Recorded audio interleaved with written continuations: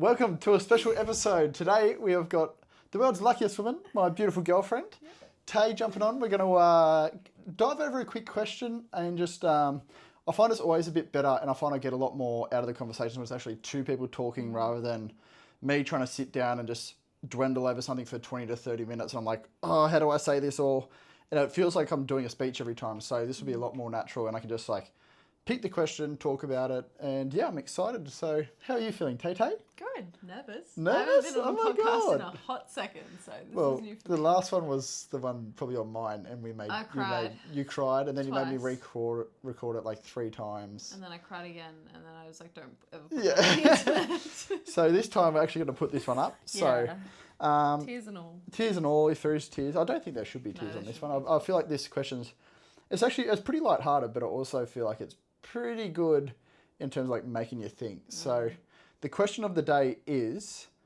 what's one piece of advice, or like, what would you redo? Actually, What's the question of the day? I'm really stuffing it up today. What's a piece of advice you'd give your 18-year-old self? And it can be multiple pieces of advice, but like, what would you, if you could go back to 18, what would you do differently? Ooh. Do you want me to go first? Yeah, you can start, and then I'll think. One thing that I really thought of like straight away, and like I said, we can go back and forth on this, but for myself, I would just be like, just be confident in who you are and just like go all in and just like be outrageously as much you as possible. I think, and it's like, it's easy to say like, oh, stop drinking and stop doing this and everything. But I feel like my biggest thing was like throughout those like years of like being 18 to probably 21, 22, when I finally did stop drinking, was a lot of the reason why I did drink was to try and give myself confidence and to try and like feel like I was being my actual self.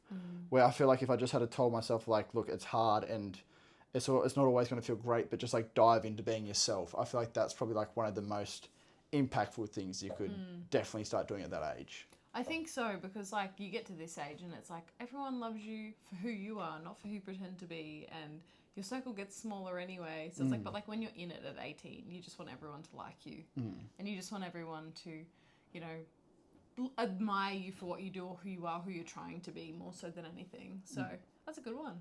I like that one. You got one? I kind of was thinking like on that point, it was like, don't be such a yes man in a sense, like similar but different. For me, I had such bad FOMO. So like around my training and everything, I would want to still go to every social thing, every family commitment, every extracurricular something. And I was just like so burnt out. And I wish back then, if I just took a step back and went, okay, what are my goals? Yeah. And what do I actually want? Because what's that quote that's like, winning is more fun than fun is fun. Yeah. And it's like, sure, I was having all this superficial fun everywhere, but I wasn't working towards my goals in those moments. And it probably held me back a little bit, looking back now. So, and it's my own doing. It's no one else's fault. Yeah. But I wish and it's not a sacrifice, because when you are striving for those big things, it never feels like a sacrifice, but it was more just like, oh, this is the normal 18-year-old life, like da-da-da, which is funny for me to be in that mindset when I don't drink. Yeah. So it's like, it was everything else around it, was just still like being there. It's like, oh, I don't drink, but I still want to be there. Yeah. And nothing good came out of it, really. Yeah. A couple of good memories, but it's like, oh, I could have those now. Yeah. It doesn't matter. There's like literally what you're saying there. There's a quote, I think the quote is, you can have it all, but you can't have it all at once. All at once, yes. And like, I think that's probably exactly where you're coming from, because it's like, probably those years you should have really been focusing on like your swimming and recovery and stuff like that. But you still want to have it all. So you still want to do the training. You still want to be around your friends and everything. But I thought I could recover at social events. Yeah. And now learning that I'm an introvert at heart. Yeah. Absolutely I don't not. know how you thought that, because I don't know. I'm just in such an extroverted family. Like, we would have people at the house around all the time. And I was like, oh yeah, I'll come say hi. I needed to be like in silence by myself downstairs doing absolutely nothing. That was the only way I could actually have quality restorative time. And I never gave that to myself. Yeah. I was either... And I wasn't even that bad on my phone. Like, I didn't get a phone till I was, I think, grade 10 or 11. So I missed that whole young addiction phase. Ironic now because I'm so addicted. But back then I was okay. We've literally got like screen time apps to stop us from being on our phones. But back then, I didn't even care about social media or anything. It was just like, I was just always, I wanted my mind to be busy. Yeah. So I wanted to either be socializing, not missing out, doing my homework, because high school, or doing an extracurricular or thinking about other things to do. Like I was never, or planning something, always planning. Yeah. I would never just rest. Do you have any others for us? Oh, yeah. What else do you got for us for an 18-year-old? Was it because you kind of said 2 questions. What advice would you give yourself and what would you do differently? They kind of... I feel like they're both the same thing. It depends. Not really. What advice would you give yourself if you could go back into that age? Yeah, but you might not want to do it differently because otherwise you wouldn't be where you are now. Oh, yeah, so... Possibly. Yeah. But you can't, it's not... Yeah. Don't worry, talk about making a simple question difficult. But it's like, the future doesn't change, but what would you go back into? Yeah. I think I'd make my friend group smaller a lot sooner than I have. Because, again, I burnt a lot of energy on people that weren't really worth it. Not to sound really harsh, but that's, at the end of the day, it's like, are they in your life now? No. Did they give you more good times or more stress and worries? And you just, I don't know, I had that thing of like, oh, they've been my friend for so many years. Yeah. They should still be in my life because it's like the sunk cost fallacy. Yeah. It's like, oh, I've invested this much into it, so I should keep... It doesn't work like that. Yeah. Yeah, that's a big one for me. And then I think as well, like, a good one for me is when things aren't working, find another way. Don't just keep hammering the same door. And that's not to like say, don't be resilient, give up or whatever. It's not like completely dip out because things aren't working. But like if you still have that goal, find another avenue. Don't just keep expecting that same door to be knocked down just because you're hammering at it. That's a good one. Yeah. So for me, like in swimming, I had a shoulder injury. Yeah. I was a butterflyer. This is young too. This is like 15. And every time I came back to the sport when my injury was well and like okay enough to train again, I'll go straight back into fly and I would injure it again. I was on that vicious cycle for like 1.5 years, 2 years. Yeah. And so it took me quite a while to realize, okay, I actually need to pivot here. And I did. I became a breaststroker. So I did do that eventually, but it took a long time to accept that. Yeah. And it took a long time to also... I don't know, just get creative with how I could train when things weren't going my way. Yeah. So outside of the pool, doing Pilates, doing gym, doing extra rehab, like I would always be, at that point I was always 45 minutes early to training because I had so much shoulder rehab to do. And then I would get in and just kick with fins because I couldn't use my upper body. There was a long period of that. I ended up growing a really good bum and my nickname became Kim Kardashian. Clearly not doing enough kicking with fins anymore. No, I've lost my bum. Thanks, running. It's gone. Hey, don't blame it on running. You're not doing enough of that to blame it on gym. running. Yeah, I'm not doing any. It's doing nothing really.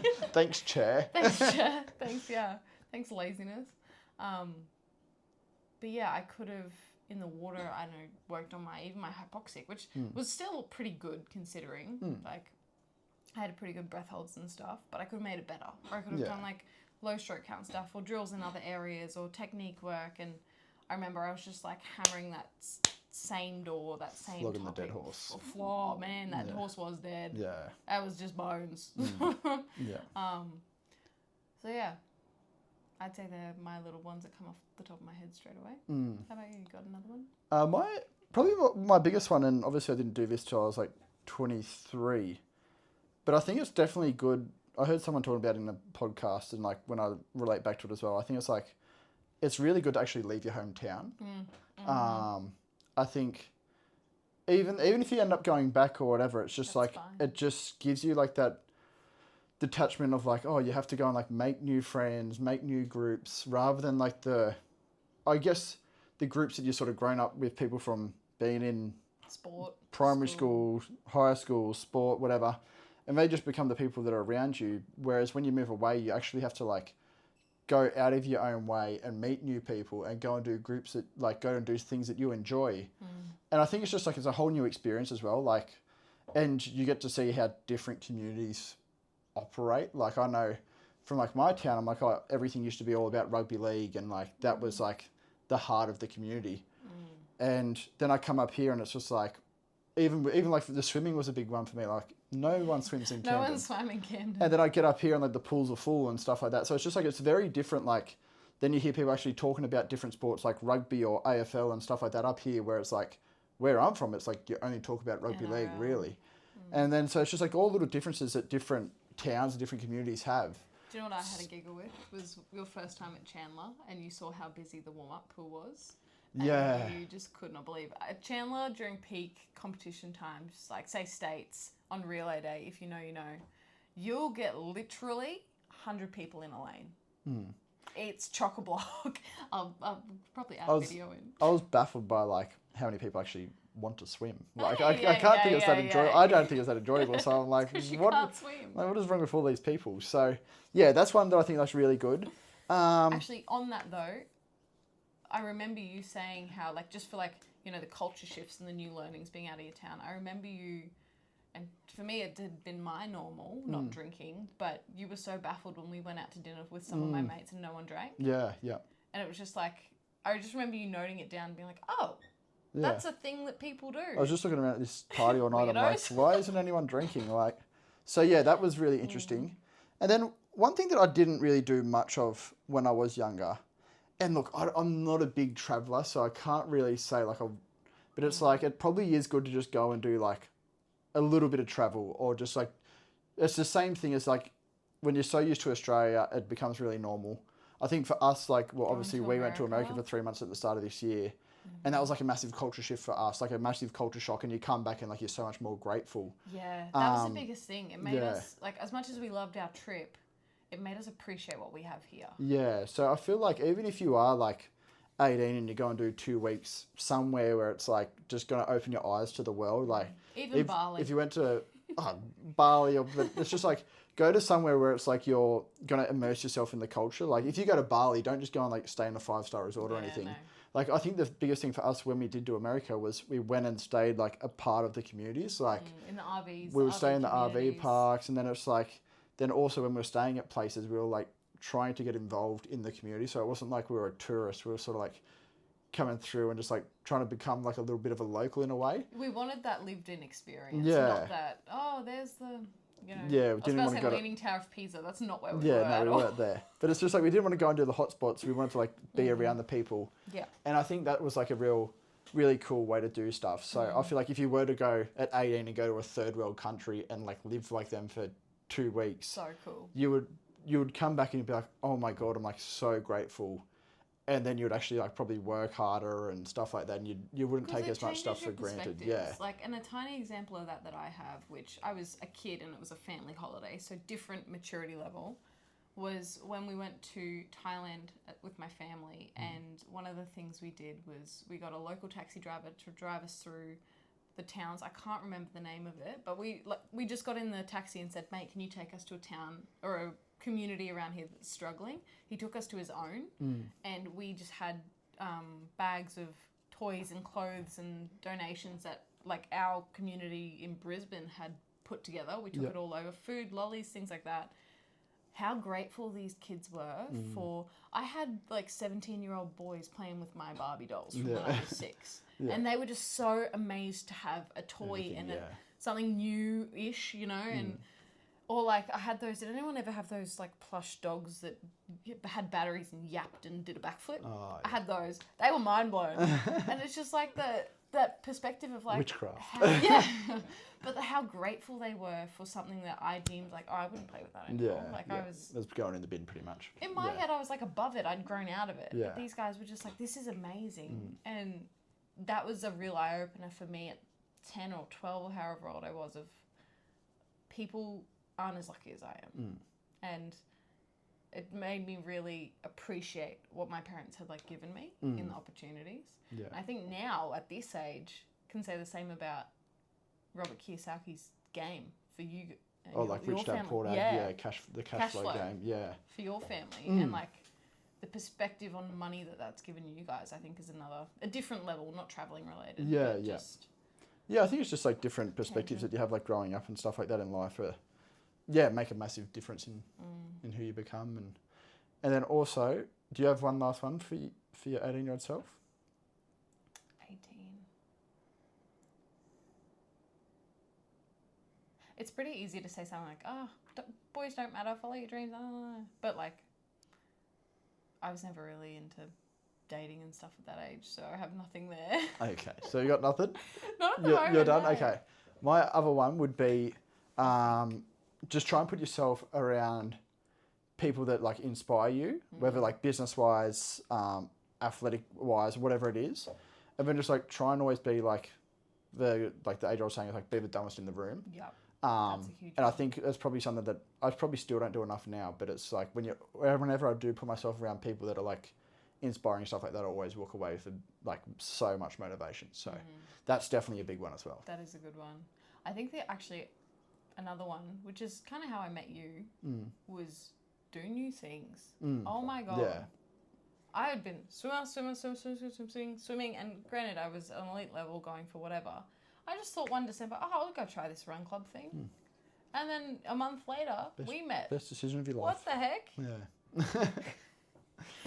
So, yeah, try new things because you never know who you're going to meet, who you're going to, like, and you, like, we were having a conversation earlier today about going to an event or a community catch-up or something, even if there's no one there that you click with or ticks your boxes, they might know someone or know someone who knows someone that they might refer to you, and then you've got a connection in something that you might someone that you might resonate with. I just stumbled over all those words, but anyway. Good chat. Yeah.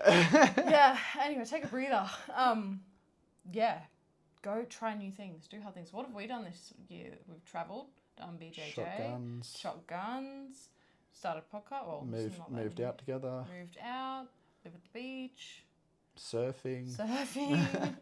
I've started like stand-up paddleboarding. Yeah, stand-up paddleboarding. Could have started that 3 years ago, but story for another time. Yeah. Making sourdough. I just made cheese with my auntie. That was cool. It's just skills. Like it's just cool new. Yeah, wakeboarding. Yeah, we've done it all. Done it all. So much more to do, but.